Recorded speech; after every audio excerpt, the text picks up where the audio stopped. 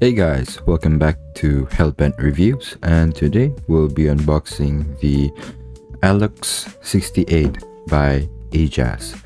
Right off the gate, we're getting a way better looking box. It feels a bit premium and it's very solid, as you can hear. We have the box here covered in black, and we do get gold accents. There we go. Ajazz Codex, and we do get a logo here, ALUX68. We'll go ahead and take off this plastic wrapper surrounding it.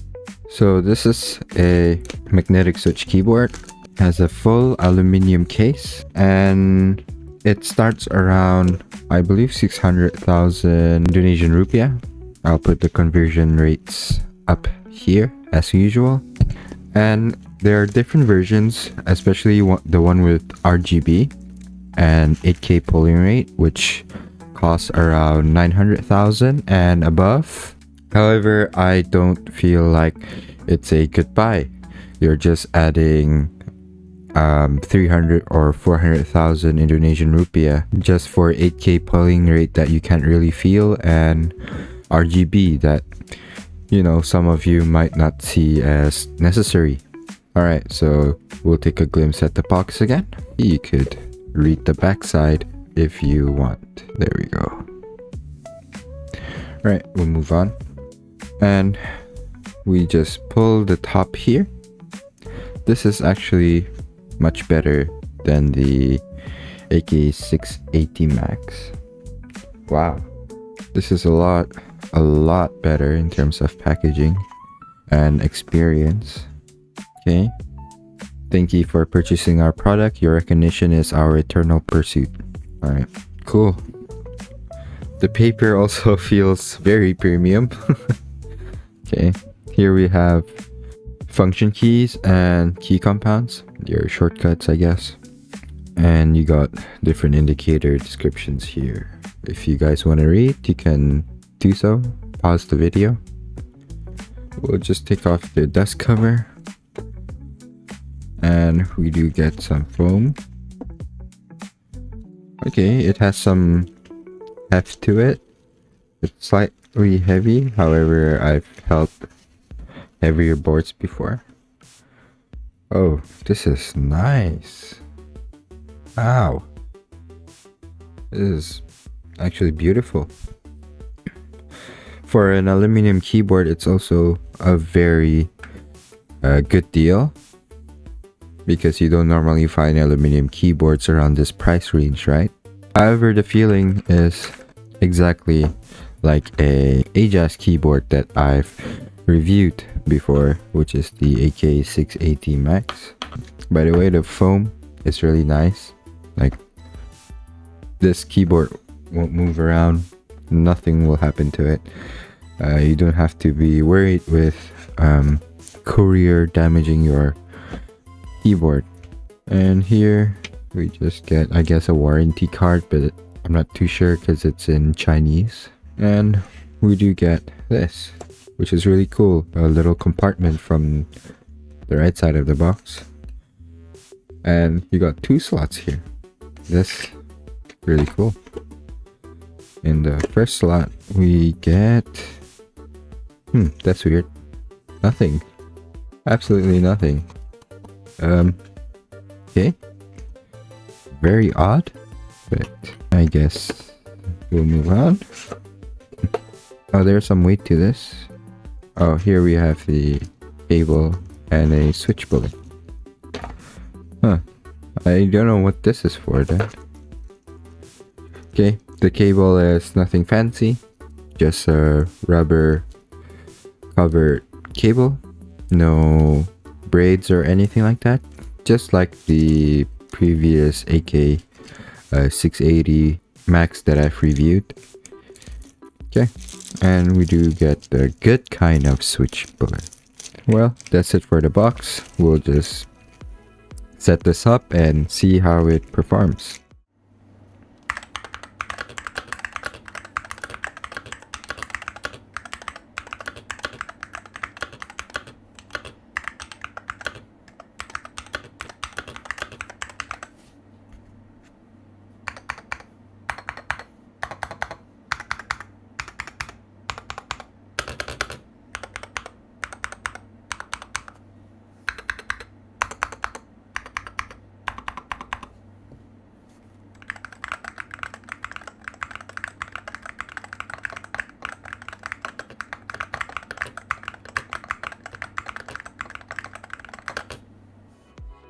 Alright, so on to the next segment of the video.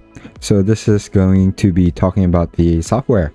So we do get a web-based software right here. You know, just the normal QMK.top. And yeah, you'll be greeted with the normal key settings right here.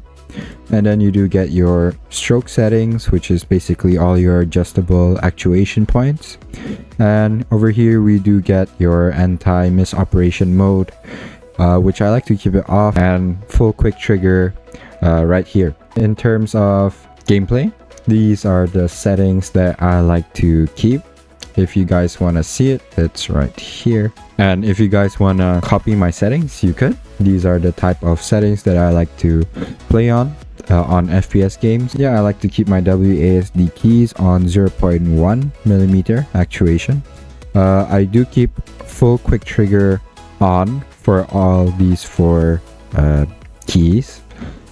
Yeah, and then the rest are just basics. I like to just keep on everything at 2mm actuations, and over here we have my shift on 1 and my control on 1mm, and I like to bottom up my Windows keys. So yeah, that's pretty much it. Over here you do get the option to set your dead zones, and then you have your shaft settings, which is basically you picking what type of switch you have so that it calibrates properly. And here we have the advanced settings, which you can set macros as well.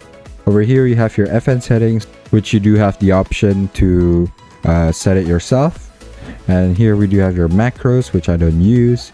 And then you have the share, which most of you guys are already probably familiar with, and you can copy other people's settings. And then you have your account if you do want to, so that it saves your work. And then you have the update section where you can update your firmware and everything else. So yeah, that's pretty much it. Very basic. You guys probably seen all of this, and it's also important that you do calibrate your keyboard before using it, as well as updating it or updating its software so that everything will be fine and nothing glitchy is going on. Okay, so I've used this board for about 2 to 3 weeks, playing FPS games just like Valorant, Counter-Strike, Delta Force, and other games as well. And I can tell you that it's a very responsive board. I didn't feel any delays or anything like that. There weren't anything completely wrong with it. There was no faults of any kind, and that's probably the main factor why maybe not a lot of people buy these type of budget keyboards. However, for the most part, their QC is totally fine. I've tried Ajazz products before, maybe not this one, maybe the Ajazz ALUX68 Max, but yeah, this is basically the same board. Even the software feels the same.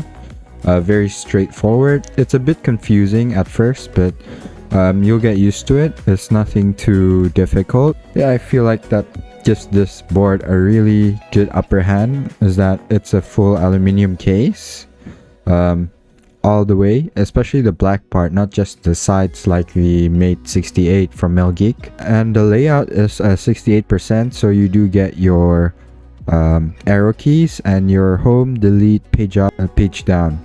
But it would be slightly a bit difficult to find the keycaps that you want, and probably you'd have to spend a bit more to have the keycaps that support a 68% layout.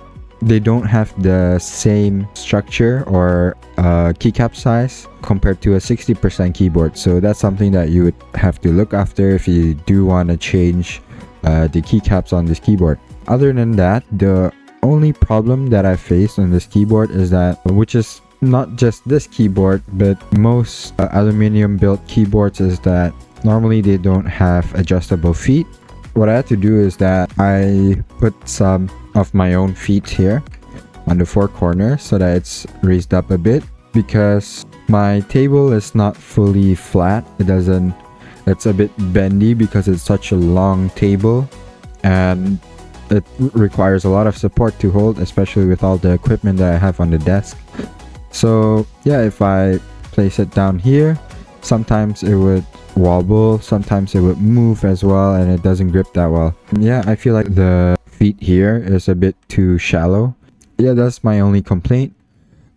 Obviously it's something that's very minor, and that's something that you could change yourself, just like how I did. But for anyone else that doesn't have a uneven table or uneven surface, I think you'll be completely fine with this board. Maybe if you